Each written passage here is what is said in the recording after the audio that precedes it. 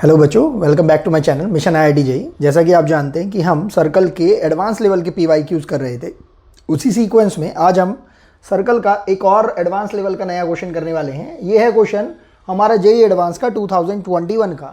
ये paragraph type वाला question था, कॉम्प्रीहेंशन टाइप का, जिसके अंदर हमें क्या बोल रखा है, consider the region R dash equal to this type where X is greater than 0 equals to 0 greater than equals to 0 and y square is less than equals to 4 minus x. Let capital F be the family of all circles such that all those circles are contained in R dash and have centers on the x-axis. Let capital C be the circle that has largest radius among the circles in this function, this family F. Let alpha beta be a point where the circle C meets the curve y square equals to 4 minus x. तो इस comprehension type में इन्होंने हमसे पहला question पूछा है, find the radius of the circle C। Question बिल्कुल ही simple सा, स्ट्रेट फॉरवर्ड है। अगर हम एक रफ फिगर को ड्रॉ कर लेते हैं तो हमारा क्वेश्चन काफ़ी इजीली हो जाएगा। तो हमने क्या करा, सबसे पहले एक्स वाई एक्सिस को ड्रॉ कर लिया और यहां पर जो हमें एक कर्व बता रखा है Y square equal to 4 minus X, इसको भी हमने ड्रॉ कर लिया, क्योंकि अगर Y square equal to minus X होता तो वो कर्व हमारा इस ओरिजिन पॉइंट से पास होता हुआ जाता। लेकिन क्योंकि हमें क्या बोल रखा है, Y square equal to 4 minus X, मतलब अगर वाई 0 है तो एक्स की वैल्यू कितनी होगी हमारे पास, 4।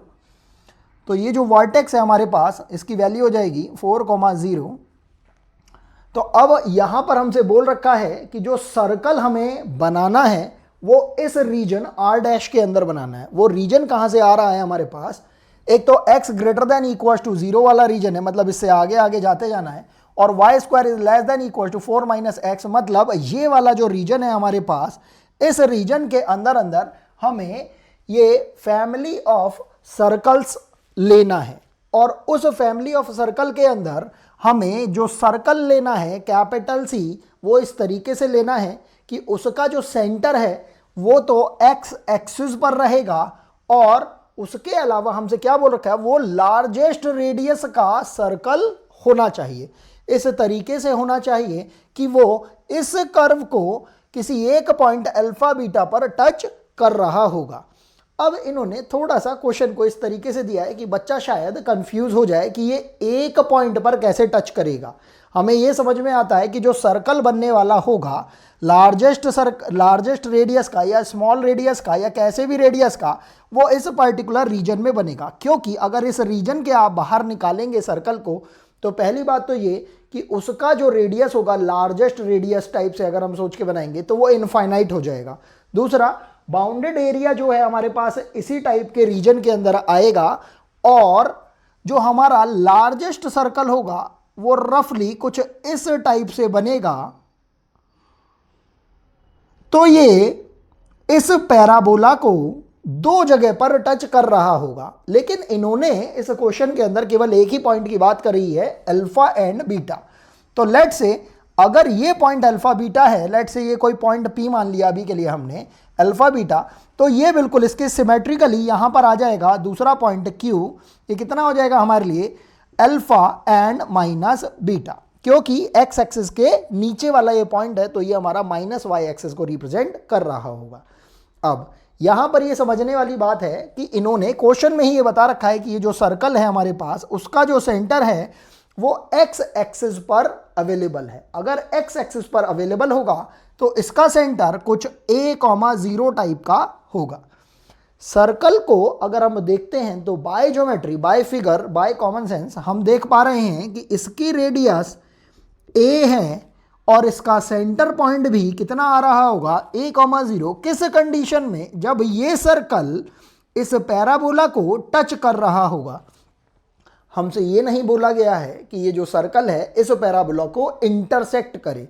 उन्होंने क्या बोला है कि let alpha beta be a point where the circle C meets the curve Y square equal to 4 minus X. इसका सिंपल सा मीनिंग है कि ये जो सर्कल है वो इस पैराबोला को टच करते हुए यहां से जाए, क्योंकि अगर इंटरसेक्ट अगर वर्ड यूज करता तो ऐसे कंडीशन में ये इसको डिफरेंटली कट करते हुए जा रहा होता। अब क्योंकि ये इसको मीट कर रहा है अल्फा बीटा पी पॉइंट पर और क्यू पॉइंट पर, तो यहां से हम समझ सकते हैं कि ये केवल और केवल जब इसको टच कर रहा है तो हमारे पास, हम ऐसा बोल सकते हैं कि ये सर्कल की इक्वेशन, इस जो पैराबोला है इसकी इक्वेशन को जब हम सेटिस्फाई कराएंगे तो सेटिस्फाई कराने पर जो हमारे पास वेरिएबल अननोन बोल सकते हो आप यहां पर ए को, उस अननोन ए के लिए हमारे पास जो डिस्क्रिमिनेंट बन रहा होगा उसकी वैल्यू हमें 0 करनी पड़ेगी, क्योंकि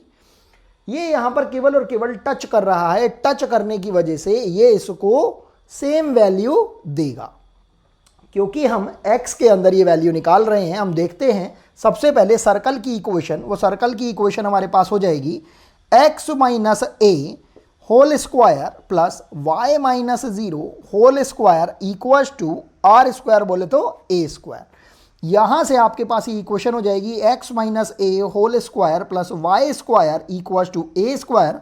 अभी के लिए let say this equation is equation number 1, और पैराबोला की इक्वेशन आपको बोल रखी है Y square equals to 4 minus X. Let say अभी के लिए दिस इज इक्वेशन नंबर 2।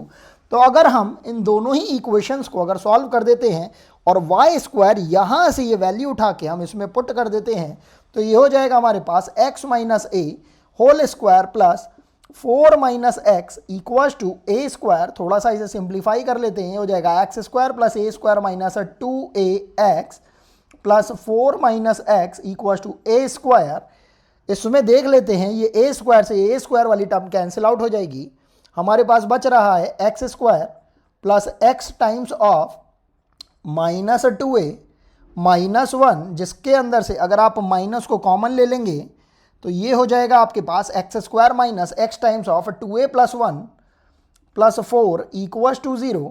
तो यहाँ से हम देख रहे हैं कि ये जो हमारे पास x के अंदर क्वाड्रेटिक इक्वेशन आ रही है, ये क्वाड्रेटिक इक्वेशन बेसिकली रिप्रेजेंट क्या कर रही है, ये रिप्रेजेंट कर रही है कि जब ये सर्कल इस पैराबोला को टच करेगा यहाँ पर, तो हमारे पास बेसिकली इंटरसेक्शन नहीं हो रहा है, केवल टच हो रहा है ये P पॉइंट के ऊपर।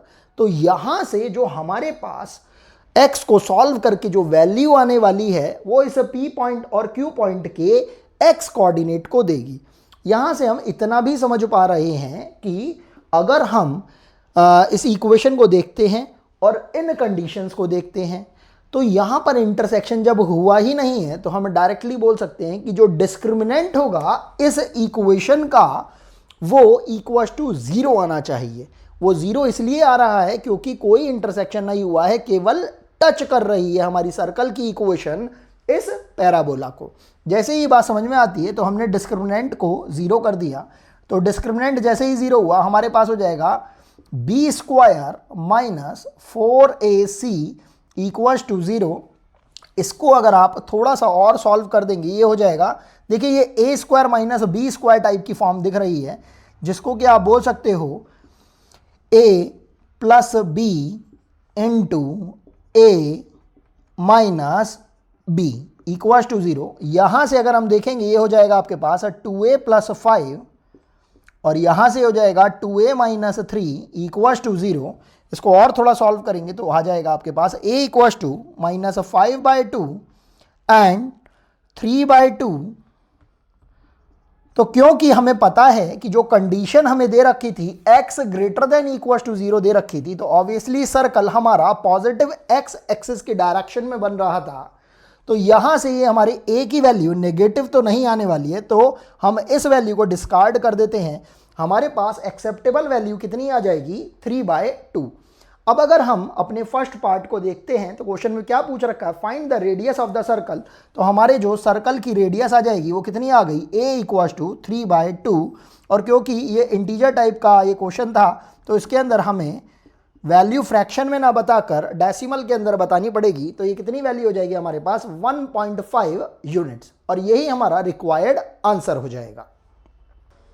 तो अब इस प्रॉब्लम के सेकंड पार्ट पर चलते हैं। ये प्रॉब्लम एज इट इज ही रहेगी, बस इसका सेकंड पार्ट हमसे क्या बोल रहा है, find the value of alpha. अब अगर हम अल्फा की बात करते हैं तो अल्फा हमारा वो पॉइंट P है जहां पर ये जो सर्कल था हमारा इस कर्व वाले पैराबोला को टच कर रहा है। तो हम क्या करते हैं, अभी जो हमने इक्वेशन को कैलकुलेट किया था, कब, जब ये सर्कल इस पैराबोला को टच कर रहा था, तो हमारे पास इक्वेशन आ रही थी कुछ इस टाइप की, x square minus x times of 2a + 1 + 4 = 0।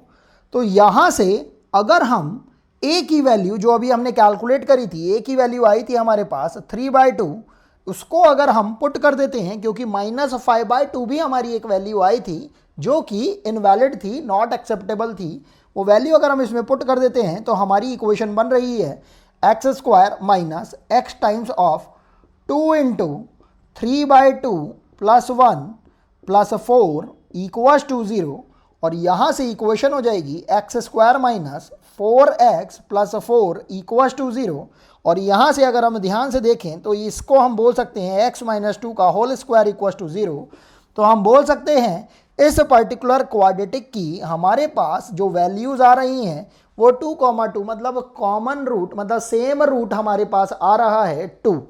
अब क्योंकि हमसे पूछा गया था अल्फा की वैल्यू, तो यहाँ पर ये जो x कोऑर्डिनेट है इस अल्फा को ही रिप्रेजेंट कर रहा है, तो डायरेक्टली हमारे पास अल्फा की वैल्यू आ गई है, और वो कितनी हो गई है हमारे पास, अल्फा = 2।